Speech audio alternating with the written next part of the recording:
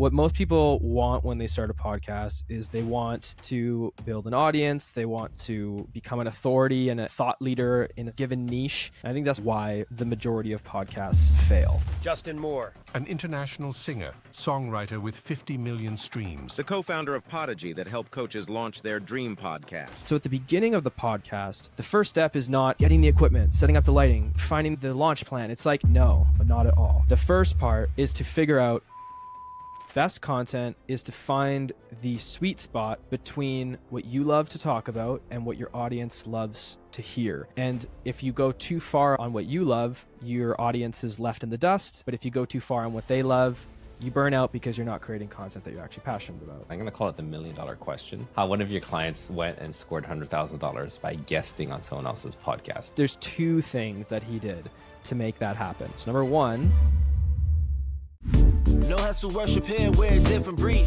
Action is what we got if action is what you need. Content capitalists, we're breaking the mold. Cause the old ways fade, new stories to be told. So content capitalists, get to the prize. This is the Content Capitalist Podcast, and my name is Ken Okazaki. There are as many ways to make money with content as there are people doing it. So listen in as my clients, past, present, and future, unpack how they crack the code to making $1 million a year or more while capitalizing on their content. Let's get started. Hey guys, welcome back to another episode of the Content Capitalist Podcast. Today, my guest is all the way from Canada. It is freezing cold. By the way, I don't know when you're listening to this, but it is January. Japan, we're like -3. I'm about to hear from him how much colder it is where he's coming from. Anyhow, Justin Moore, welcome to the show. thank you so much, man. And to answer that question, it's about -15 today, which is feeling like a hot summer day compared to a few days ago when it was -30 and even -40 for a second. So no car is going to start. Everything in my car blew out. So that's what we're dealing with over here. Yeah, that's crazy.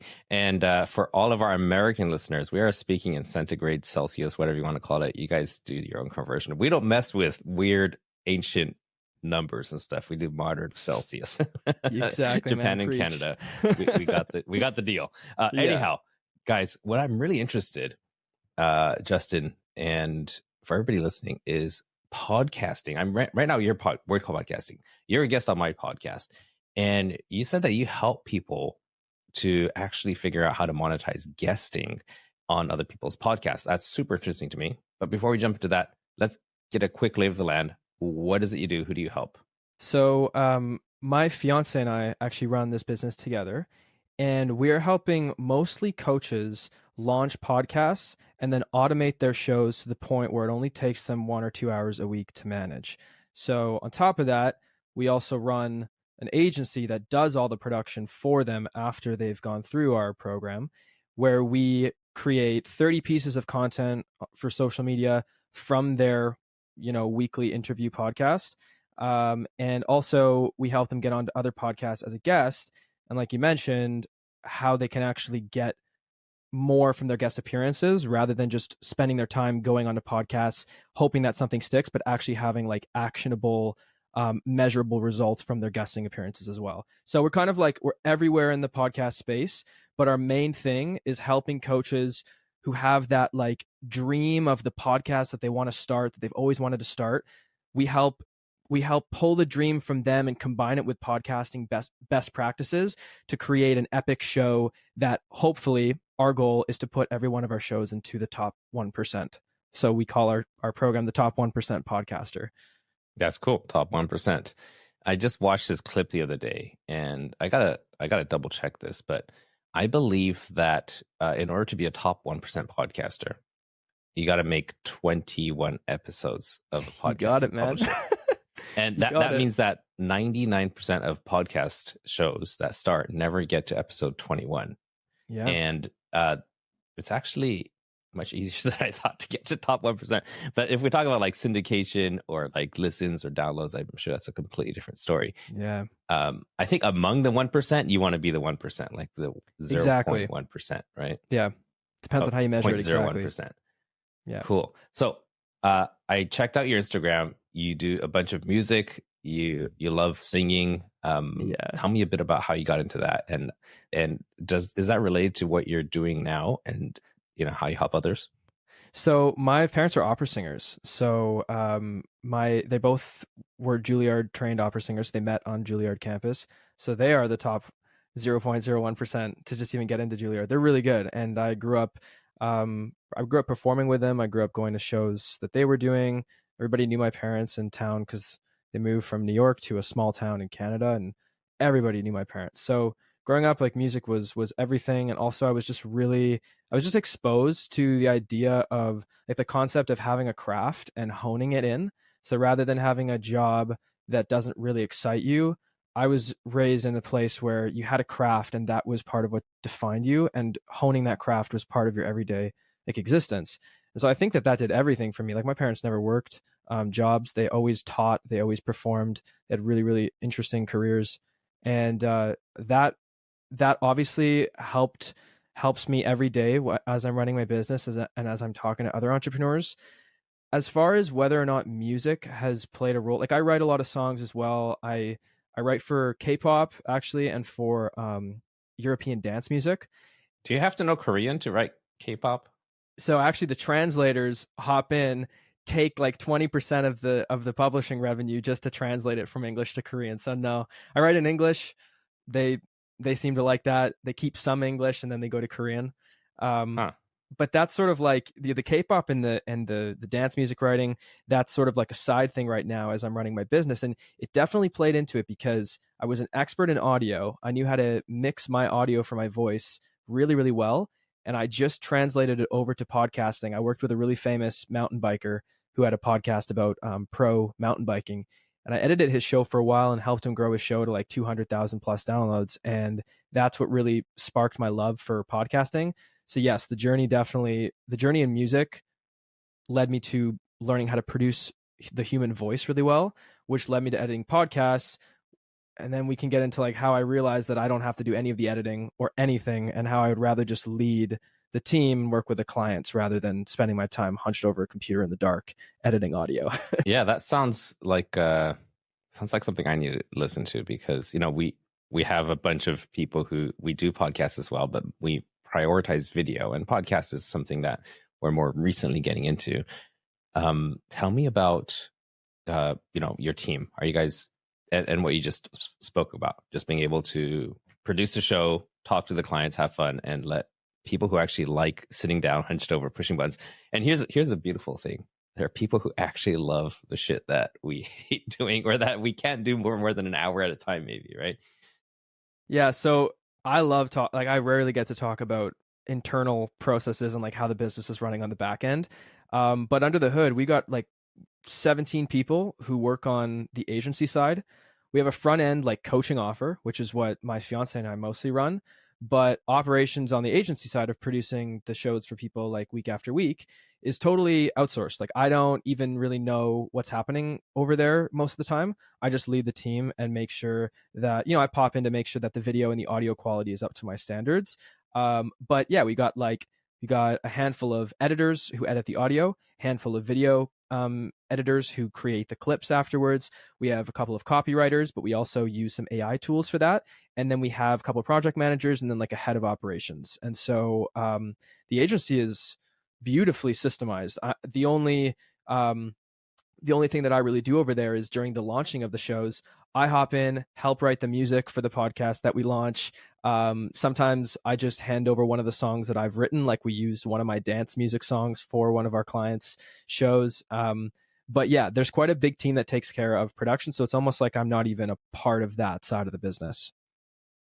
Okay. Love it. Let's talk about how you connected money to all the work that you're doing. When's the first time you actually saw, I know that clients pay you to produce their stuff, but as a direct result of the podcast you're doing, what was that first like aha moment you had when, cash hit the bank and, that little bit of dopamine hits, like, dang, this works, Yeah. That moment. Tell me, like, do you mean on our personal podcast, like how we monetized it, or our clients' podcast? Because I could talk about either one our can show. Be fine. Okay, yeah. So I'll talk about our show because this would lead into a really good, like, actionable takeaway for anybody who's listening. Podcast monetization is not what people think it is. The first thing that people ask us is like, okay, I got to get sponsors for my show.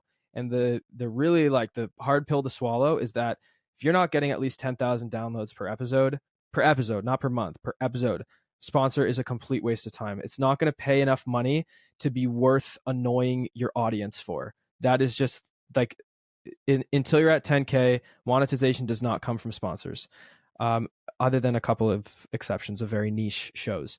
However, podcasts are easily monetizable through linking it to something that your business is doing. So, for example, the way that our podcast has made quite a bit of money is that, especially in the early days, we'd bring somebody on to interview them. We'd talk about podcasting. We would talk about, usually they would have a podcast as well. And we just wanted to kind of dig into the details of how their show is doing and how they've been successful. And a couple of those people ended up becoming clients of ours, because by the end of the episode, we gotten to know each other really well. They learned a little bit about what we did, and they ended up being clients of ours. But the other way that podcasts can be monetized is just simply like if you've got some type of course or core offer of some type, you can use podcasting as a way to direct people to book like a short discovery call with you. You can also use podcasting as a way to deliver a lead magnet, or you can use podcasting as a way to get somebody into like a free community of some type. So podcasting can be a funnel into a free community, and then a free community is obviously a funnel into some type of paid services. And so like podcasts are not directly monetized in the normal sense of like affiliates and sponsorships, but that's not to say that they make no money. And saying that podcasting can't make you money, I know that you're not saying that, but you'd be surprised how many people do. Saying that is like saying that creating content on Instagram doesn't make you money. Creating content on LinkedIn doesn't make you money. It's not like you're going to get paid to create an Instagram post that only gets liked by 20 people. But to say that there's no chance of you getting a client from your content, we know now, especially with like Hormozy being like the biggest name around right now, we know that that is like more than false. So podcasting needs to be thought about as the same way as that, if that all makes sense together. Yeah, absolutely. It builds authority, it attracts leads, and it nurtures, prospects. So it does all as long as you're talking about the right things. So, tell me about like what's the path that a podcaster should be thinking about if they don't have one yet. Let's say they got a coaching business, right? Mm-hmm. And they're just like, is it worth the effort to do all this? And how long is it going to take until I land a client? Now, I know that's a loaded question, but pretend like I'm uninitiated and just walk me through how I need to logically move through the different steps of setting up, of thinking of topics and publishing and all that. So I can probably answer in a really like simple way that people could like get really actionable advice from, because the roadmap is definitely like there's a lot of individual pieces, but what it all kind of boils down to is the number one reason why the majority of podcasts fail. Now, what most people want when they start a podcast is they want to build an audience, they want to be able to become an authority and like a thought leader in a given niche. And what that requires is a podcast that is well set up so that not only are you able to attract listeners, but you're able to keep listeners. So most people think like, what are they podcasting for? Well, they want to grow a podcast. And so their immediate thought is like, okay, like that means marketing, that means social media promoting, that means all. But the problem is that like I could give you 100,000 downloads tomorrow. I could pay money and give you 100,000 downloads tomorrow. It literally does not matter if your show is not set up correctly, because on the next episode you're going to have zero again, because you don't have a podcast that's built to keep listeners around. And the main reason why is because you have no idea who your listener is. You have not put the time in to even figure out who the podcast is for. And so I'll give somebody named Kevin Schmidlin for credit for this phrase, because I heard him say it first. But you don't have a growth problem, you have a retention problem. And so at the beginning of the podcast, the first step is not getting the equipment, setting up the lighting, like finding the launch plan. It's like, no, not at all. The first part is to figure out exactly who the show is for. Like, name that person. What are their fears? What are their dream outcomes? Who are their heroes? Who are their anti-heroes? Like, you're building a business. So, like, figure out who your ideal client is, figure out who your ideal listener is, and build a persona. And after you have that, all the other stuff that you're talking about, like coming up with episode ideas, what guests to bring on, that stuff makes itself. That stuff requires guardrails, and the guardrails are a well-defined listener and how your podcast is going to be the answer to those listeners' questions. And so, and you do this for all your clients. You walk them through this whole process. Every single client comes on, and the first thing that we do is we figure out who's your listener. Like, who do you want to talk to? You don't know what kind of content to make until you know who you're talking to. Once they figured that out, the next step becomes so painfully simple. You know who your listener is. You want to plan your first 20 episodes? Easy. What are 20 questions that your people are asking you? What are 20 questions that you answer every single week to prospective clients, to current clients, to on podcast interviews? What are the questions that people are asking in your niche? Every single one of your podcast episodes should be one of those questions. So you come up with 20 questions. Now you have 20 episodes. After you have the questions, all you do is you write down a little list of what the answers are to those questions. And what you find at that point, and this is going to tie into something really, really crucial, what you find after you've listed the questions and you've listed the answers is you'll know at that point whether or not you have enough knowledge as an individual to create a solo episode around that topic. And if you don't, then and only then do you bring a guest onto your podcast. And so rather than just inviting somebody on to talk about a random topic and you don't really have any guidance for your show and you don't really know where you're going, you have a question that you know your audience is asking, and you have a person who can help you answer that question for your audience. And so rather than treating your listener as a fly on the wall of your conversation, you're putting your listener in the hot seat and answering one of their questions with the help of your guest. And so we put our people through that right at the start because we don't want anybody to have an unintentional podcast that doesn't have some type of mission behind it.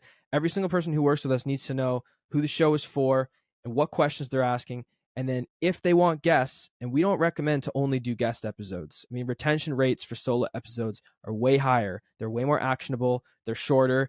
That's not because solo episodes are better. It's just because most people do crappy interviews. And so what we do is we make sure, like, if you're bringing a guest on, it's not just because you think they're interesting. It's because they solve a clear problem that your listener is dealing with, and they're going to help you provide actionable advice for that listener. And that way, you immediately start a podcast that every listener that you get becomes a recurring listener. And that's way better than getting 10,000 people who maybe 5 of them come back for episode 2, or getting 50 people and every single one of them come back every episode, and then they tell their friends about it. And once you have the referral machine, that's how podcasts get built. And that's the only way podcasts get actually built into these massive machines. So that's a long-winded answer of, like, there's obviously a bunch of tech steps and stuff, but that's the stuff that's not, like, 90% of the job is figuring out, like, who's the listener, what's the mission they're on, how the show is going to be the answer to their problems. And then after that, you can deal with content and tech and recording. It doesn't matter that much. It's just get the mission down and the listener down. Got it. So you're suggesting a hybrid of direct to listener and interviews, right? Yeah. And that's interesting because I've heard that from a couple other people too. And I only do interviews. And I'll tell you the reason I only do interviews is because for me to get my ass over here in front of the camera, I need to have someone on the clock that I'm meeting, like we are right now. Otherwise, I'm going to fill my time with 100 other things. But it is a good point. I should be thinking about that. Just start answering some questions that people want to hear. Well, I should just add one thing before we move on to that. I don't think there's anything wrong with being a great being a great interviewer. Like, you're obviously a great interviewer and you're comfortable doing this and you got a great setup. I don't think there's anything wrong with having an interview podcast, especially because you already have your clear listener defined. I'm just saying that for the most part, interview episodes make it so that your listener is not there for you. They're there for the guests that you bring on. You're never the one talking, you're the one asking. And so you're not building fans of you, you're building fans of the guests. And that means that if you bring on a guest that your listener doesn't like that much, you're going to have terrible download rates and terrible retention rates for the next episodes. So solo episodes are just something to mix in that allow you to connect one-on-one with your audience and prove your expertise in a very guided format and provide actionable advice. That doesn't mean that everybody has to do it. I mean, like, you don't see Diary of a CEO doing solo episodes. He's got a thing. Like, you know what I mean? Like, but then you see someone like Alex Hormozi, it's a mix. Gary Vee, it's a mix, right? You got to get your ideas out there too in order to build that connection. That's my opinion. That's a really good point. Thank you for that. Totally, yeah. I've been told multiple times I should start doing solo ones because, and from my audience. So maybe I should be listening to them. You've got a lot to say, man. Like, I would listen. Yeah, I do actually. Tell me something. When it comes to like the other route for monetizing, so podcasting, meaning finding sponsors and things like that. Do you think that as business owners, people should be ignoring that, or is there a path where it's a hybrid and you're bringing both in? I think it comes down to just thinking about like the timeline logically. So first of all, if you think about the average person that we work with, let's say a mid six-figure coach, they have a lot of stuff on their plate. If they're going to take on podcasting, it has to be streamlined and simple. And if it has to be streamlined and simple, that means that we have to focus on the things that move the needle, the 95%, and not the 5% or 80-20 or whatever you want to say. We have to focus on the big activities. So starting a podcast with sponsorships in mind is like trying to put the carriage before the horse, because in order for you to get sponsors, your show has to be so damn good that you bring back tens of thousands of listeners every single episode. And you're not going to get to bringing tens of thousands of listeners per episode by building your show around the idea of it eventually being sponsored. So if you are somebody like, okay, let me take an example. Like, let's say, we're using this too much, but let's say Alex Hormozi. Okay. I really like Hormozi. And we talked about him when we were first chatting. He said, let's say he goes and starts another podcast, right? It's like this whole other podcast. Alex can get sponsorships from day one. His name holds value. Sponsors will pay for him. And there's hundreds of thousands of high level entrepreneurs where it's the same deal. They could get sponsors from day one if they're already well known. But if you're not well known, you're not a thought leader within your space, then you should start your show with the intention of making a great podcast, and sponsorships will follow once the numbers get high enough. Or you can kind of get away with sponsors at a lower download level if your show is like crazy niche. Like, let's say we had a show about like fly fishing in Western Canada. Well, a fly fishing, let's say a guy produces like fly bait here in Western Canada, it's just logical that he would pay for a very niche audience's attention. But, then you got to talk about the fact that you are heavily limiting your potential audience. So I would say, don't think about sponsors. Just don't think about it, and just make the best show possible. And once you get to the numbers that you need to actually make the money from sponsors, and still not a ton of money, like you may be talking a couple $1,000 a month, or like, right, from 10,000 downloads per episode. It's not a lot. And so, yeah, like I think the numbers the last time I checked, just so that everybody knows, 1,000 downloads gives you $25 per ad spot. So if you only place one ad in every one of your episodes, if it's a weekly show, you can make $100 a month from one ad at 1,000 downloads per episode. And so you can place 3 ads, right? You make $75, and then the amount goes up. But every time you place a new ad, you annoy your listener more and more. And the way that things are going in the podcasting space also is that people are not playing ads anymore. They are directing people to something that they create themselves, whether that be a book or a course. Right? They're self-sponsoring. And that's a way to immediately monetize. And it's way less complicated because you don't have to deal with crazy sponsorship agreements and deals and then fulfilling on them and all the legal stuff. Like, that's almost like I've heard from top podcasters, that's like a full-time job. They have to hire somebody to do that for them. So yeah, I hope that was maybe long-winded, but I hope that explains what your question was. No, it does. Thank you. Okay. Let's do a lightning round here. Yeah. One-liner bad advice about podcasts that you're hearing. Stuff that needs to die. Let's Stuff that see if we you- could get 10. Okay. I'll Stuff. start with one. Okay. Is copy the people who are at the top. I think that's terrible advice because it's not what they weren't doing what they're doing now to get to where they are. They started with small communities. They started just talking about niche things, their hobbies and things like that. And then it evolved, and then they brought sponsors, and then they got a fancy setup and stuff. So I think copying the leaders is a bad idea. I think you should use it as reference, but your show needs to be unique anyways. So absolutely, I agree with that. I would say another absolutely awful piece of advice right now is that every podcast shouldn't have video. Is that not every podcast should be a video podcast? I think that's dumb. I think if you're going to spend the time recording your podcast anyways, do the extra 5% of work to throw the camera on and have the option to put it onto YouTube and also to create video content from it. Like, I don't know why you would even record a podcast and then not reap the benefits of video just because you don't want to do that last little bit. So people are often like, well, I'm not comfortable in front of the camera. It's like, suck it Get up. over it. Suck it up, man. You're going to love it eventually. Like, people learn to love that. So that'd be a bad piece of advice. Okay. Trying to think of other bad advice. I think bad advice can be talk about what you're interested in.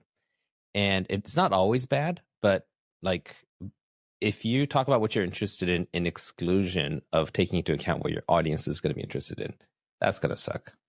You're again 100% on. There was the analogy that I like to think about is like the best content. People often say like, what should I podcast about? The best content is to find the sweet spot between what you love to talk about and what your audience loves to hear. And if you go too far on either side, you go too far on what you love, your audience is left in the dust. But if you go too far on what they love, you burn out because you're not creating content that you're actually passionate about. So I agree with that 100%. That makes a lot of sense. You got any more? I could definitely, let me think of one more. Well, we talked about, I'll just throw that in there. We talked about the fact that like you should be thinking about sponsorships for your podcast. I just think that that's the wrong way to think about monetization. And the other thing that I would say is to go back on what I said before and repeat it again, which is that you don't have a growth problem, you have a retention problem. So you don't need to market your podcast harder. You need to go back to the drawing board and recreate the plan. That's something I hear a lot as well. Like you just need a better marketing strategy. It's like, not really. You're going to pay a lot extra for marketing if you don't have the person defined who you're actually doing the show for. Good one. I think the last one that I'm finding is the bad advice is you need a really fancy like intro stinger, jingle or whatever. I get so annoyed when they have these long ass intros and because you're subscribed, you can listen to it 100 times. And I think they just need to be short and just like one little soundbite, like a zoop or something like that, So I will share one thing very briefly that, so I know a guy who has a show, I won't name the show, but he's got this podcast that was getting like 20,000 downloads a month. And he was totally locked at 20,000 downloads per month. And he didn't know what to do. And then, couldn't grow any more past that. And he had this really, really like a very cheesy canned intro of background music, 30 seconds long, him talking about whatever. And he worked with a company called Grow the Show, which is Kevin Schmidlin, again, really good resource if anybody wants to learn how to grow their podcast. And after about 3 months, just by changing the first 30 seconds of the show, he experienced 300% increase in downloads. So he went from 20,000 to 60,000 per month. Only thing he changed was the intro. That's it. The reason why is because the first 60 to 90 seconds of a podcast are a lot different than when it comes to like, let's say a hook for an Instagram clip. You're asking somebody to commit like an hour of their time. And if sometimes podcasts are even longer, like 2 or 3 hours. So if you do not, and like making that commitment is uncomfortable for any human. And so if you do not give them a reason to surpass that uncomfortableness and to actually commit to the episode, then what's going to happen is people are just going to click away within the first few seconds of the show.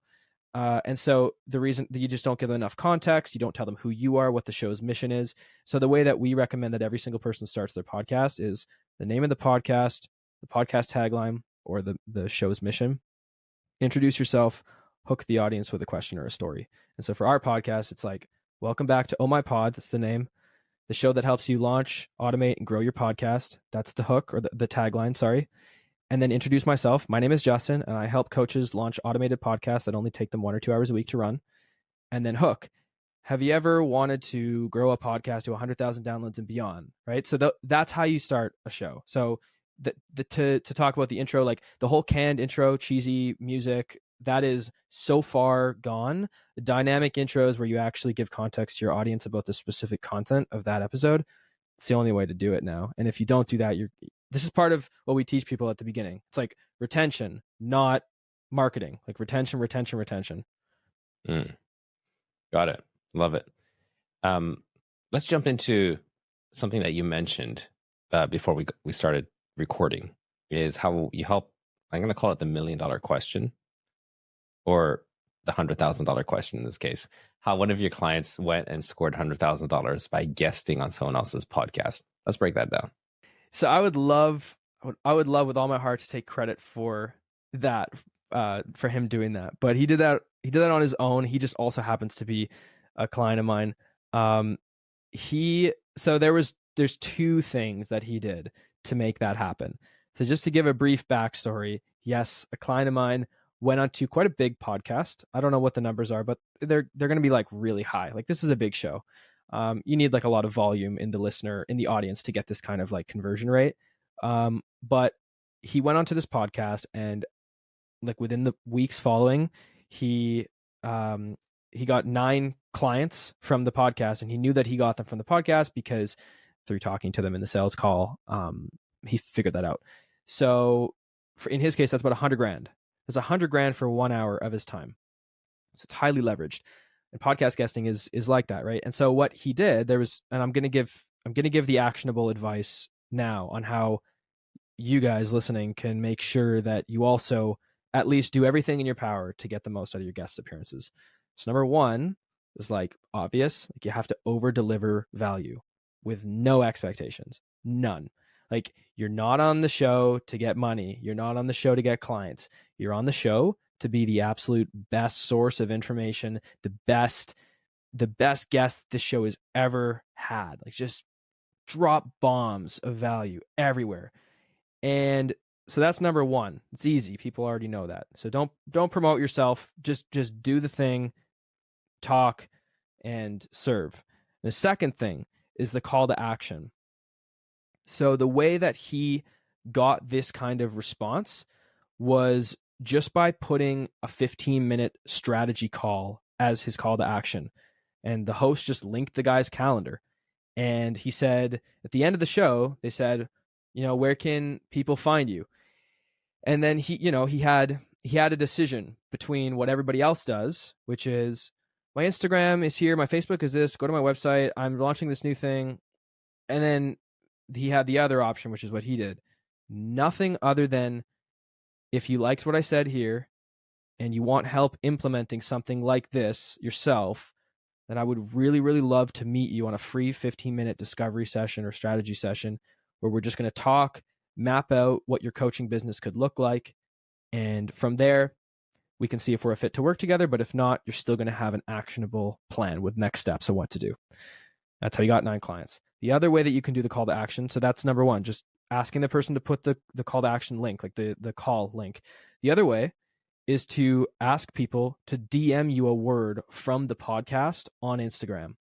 So that way is nice because you're going to know right away where people are coming from. So for that, you would literally just say, my Instagram is linked down below, and all you have to do is go over there, click the link, DM me, for this one, like DM me Ken, right? Or DM me capitalists, or DM me like CC or something, you know what I mean? Something from the show where it's easy, it's simple for them to do, and it lets you know that they came from that podcast. And now you've got people coming right into your Instagram DMs, and you can start kind of doing the chat from there.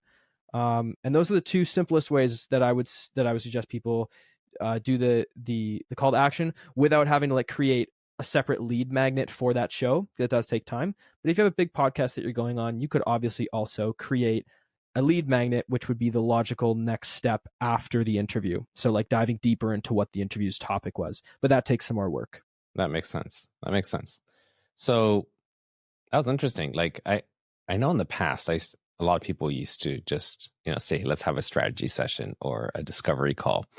I haven't seen that as much anymore. People are like, that's a bit too direct now. And a lot of people know it's going to be a sales conversation.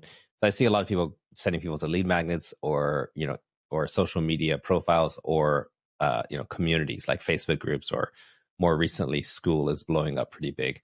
So there's, I'm seeing that the intermediate step of nurturing is starting to become more important. Are you seeing that too across the board, or is the direct approach still working really well?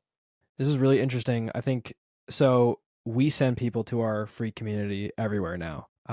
It's also what this guy who got these clients also does now. This episode was released about a year ago where he made all this money. So you could be totally right. I mean, it could have changed, but also I feel like if you are in the business space, like the online coach, online entrepreneur space, and you're used to these discovery calls being these sort of semi-uncomfortable, sometimes, depending on how it's done, semi-uncomfortable, like transition to a sales experience, then I think you're definitely going to be turned off and you're probably not going to want to go there. But if you're somebody who's not accustomed to seeing that as a form, like for instance, I think about my mom, right? My mom is launching an online coaching business as an opera singer. And if my mom saw an opportunity to get a free 15-minute strategy call with somebody after listening to a podcast, she would think that was great. And at the end of the day, if the person is a good online business or online coach in general, then it's in her best interest to start working with them, because that's going to be what's best for her. So I think that in this particular podcast, what I'm assuming is that there were quite a few people who were not versed enough in the online space to realize that is sometimes a transition into a sales approach. And I know that's true actually, because what this client of mine does is helps people transition from in-person coaching practices to online high-ticket offers. And so those people are exactly what I was saying. But you're totally right. Like when I see that now, I probably don't click that. Free communities, lead magnets, yeah, totally. Okay, cool. I think it's just to each their own, right? I think that some people are the kind of person, it can even just be the tone in your voice or the name of the session, whether it's, a brainstorm session or something, right? And that could have a completely different effect based on the listener's past experience and how they associate that with what they're expecting. So yeah, but I guess, if you're booking, if he got 9 clients, he probably booked like 30 or so calls. If we use industry averages, and if let's say there's like 100,000 person listener base, that's a 0.3%, right? So that's really interesting to hear that. I'm just kind of making up some of these numbers up, but no, you're some industry averages. You're right, yeah, and that's probably totally bang on. Yeah. Okay. Cool. So, tell me, where are things changing and shifting? Because we've got AI. That's the new kid on the block. We've got so many tools like, Descript. I use that day in and day out. We've got so many different ways that podcasts can be expanded or repurposed or reused. What's in your tool bag? What's working really well for you? And what are you experimenting with? So there's one thing that I'll definitely plug because it's that good. And I don't even think I have an affiliate link with these people yet, but we're just starting to use it for our business. It's called Cast Magic, and it's essentially a way to automate the show note, like the episode description writing process and episode titling. Cool thing about it is that it's integrated with GPT, so you can literally just set up the prompts that you want to put out titles that you want, or put out descriptions that you want, or put out tweets, and then it automatically creates that for every single episode. So we use that in combination with copywriters for our clients, because it doesn't do I think we can all tell when something is just AI writing still. I don't know if it's gonna be like that forever, but right now it still is. So we use copywriters on top of that. In terms of the AI, we haven't the whole thing with like the AI, there's AI audio editing, which could be cool for some people. There's AI clipping, which also could be cool. Descript, like you mentioned, stuff like that. I think the problem, maybe not problem, but I think the caveat with all of these tools is still that you have to be the one to use it. You have to learn how to use it. You have to also do the last like 10% or 20% of the work, because AI is never, well, not never, but it's usually not perfect. And so if you are a business owner who's making like 100 grand a month or 200 grand a month, messing around with AI tools is going to be like one of the worst uses of your time, even though it's so streamlined. So there's still an opportunity for people, like for agencies who do podcast production, to use the AI as part of their service, thereby still saving the brain space and the time of the host. And so we're incorporating AI at every single step that we can. And also, like, you know, to be frank with, like, because everybody who's listening is like, you know, most likely owns a business. As the owner of my business, what I'm thinking right now is like, if our editing agency becomes obsolete, it's not going to change a whole lot. We're just going to move the agency over to being experts in the AI editing. And then we're still going to run our coaching front end and have the agency on the back end and just do the AI for people and maybe adjust the prices accordingly. So I think that's what makes us right now like bulletproof to the potential changes that could come. But as I see it right now, AI for podcasting is a whole lot of subscriptions, a whole lot of tools to learn, and still needs your time and effort to engage properly. And at the end of the day, putting in the extra bit of work yourself can really pay off in the output of your podcast, because with all this AI stuff, I feel like people are looking even more for authenticity and for the human touch. Yeah, absolutely. Yeah. And so that's where I think podcasting, like, you know, it's nice that we're still spending 50 minutes together talking and we're in camera. Like, there's no way to AI this. We're just spending this time. And I think that's why podcasting is so strong right now. So the future, I think, is going to be, AI is going to get so much better. Things will become obsolete, but the interviews and the speaking, I think, is always going to be there. Yeah, well, people are trying though, you know. There's I know. You know, Arnold Schwarzenegger, he's got his whole, you know, Pump Up the World podcast. And it's, you know, there's not a shred of his writing or his, you know, his spoken voice. It's all AI. And it's not that great, but it's going to get to the point where people are going to be listening to a podcast. They're going to be loving it. There might even be interview. And then 6 months later, they're going to reveal that, oh, by the way, there's no humans involved whatsoever. It will get there. It's just not there yet. This reminds me a lot of early days of animation. And I'm talking about like the early 1900s, where Disney and these guys were just figuring out how to, you know, draw on cellulite and, you know, make pictures move. And the kind of stuff you see back there was all the most fantastical things that you could, they just wanted to go wild to prove that all these things could be done. And it culminated in Fantasia, which was like, you know, all the fantasy and colors and weird animals and everything, right? And I feel like we're kind of at that stage with AI right now. Everybody's trying to push the boundaries to see what it can do.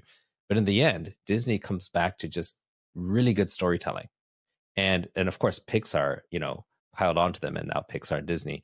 It all just comes down to the best stories, and the animation and all the technical expertise that goes behind it is just there to support a great story.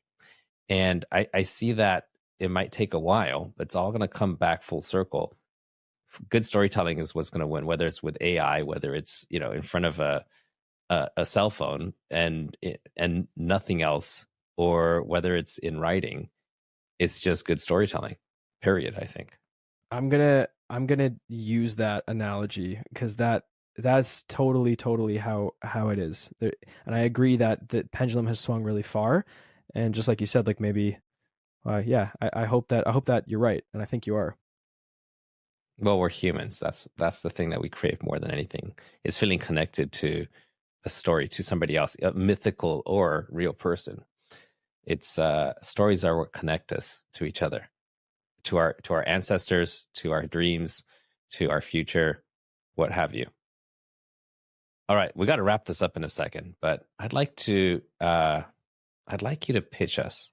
Like, what if somebody has listened this far? We're at 45 minutes in, and obviously they're vibing with you. Obviously, there's something that you said that's valuable. Otherwise, they would have skipped. What should people do in order to find out more about what you do and see if it's a good fit? So I would use a trick from my own tool bag, and I would say that you can go over to our Instagram, which will be linked below, and it's Podigy Podcasts, and just DM me the word Ken, all capital, Ken, and I'll know that you came from this. That'll give me context about what you already know, and from there we can figure out if podcasting is the right next step for you. Usually it depends on where you're at with your business, but if you feel like podcasting is the right next step for you and you've been thinking about it for a long time, that's a good sign that it is the right time. All right, guys, you know what to do. We put the links down in the show notes description. If you're watching this on YouTube, check out the description. If you're on any other social media, go to my bio where you can see where you'll get to the list of all the episodes, and you'll be able to find all the other information that pertains to Justin. Justin, thanks so much for being on the show. Any last words of wisdom for the audience before we check out? Well, first of all, thank you so much for having me, man. And I think what I would say just to go is like Ken said at the beginning, only 1% of podcasts make it past episode 21. So if you're going to start, do us all a favor and let's give the industry a better name. Let's make better podcasts. Let's create podcasts that solve real problems for people who are struggling with pains and issues and challenges in their life. And let's make the medium one where whenever you turn on a show, you know that some way you're going to be helped. And that's the industry that I want to be part of. So if you're going to hop into podcasting, let's add to that. Perfect. And I have one last question, which I just thought of as you're saying that. And this is a selfish question. It's very selfish because you mentioned earlier that when you got to do solo podcasts along with interviews. And I'm already like, my mind is kind of getting to work already, thinking about, okay, what am I going to talk about? So give me a question so that my mind can start kind of like noodling on this that I can answer in a podcast that you would personally listen to. And I'm going to use that to plan my first solo podcast. Okay. The first one that came to my mind might not be the best example, but I'll say it anyways. This is more like for you specifically that only you could really answer. And I would just say like, how did you come to meeting Alex Hormozi? Like, how was that? What's the story there? And that I would click play on because I want to know that. You could also maybe say though, like, you could say, what has been? No, I'm gonna go with that. I'm gonna go with that because that's something that I would actually listen to. I'm just thinking about what I would click on. Yeah. Because there's probably like thousands of people who've met Alex Hormozi. So is that interesting? Okay, but okay, if you have a unique experience, because people are here to know about you and how you've grown to what you have done today. And so part of that journey, backstory stuff. Yeah, that's maybe not the best example, but what it would require, like for me to know what a good question for you would be, is difficult because you know the questions that people ask you better than anybody, and they're questions that you. Yeah. Why I speak English like an American, even though I've never lived in the U.S. or Canada. Wait, what? You've never. You're like you were born in Japan. I've only ever been to the U.S. for like 10 days at a time, like ever.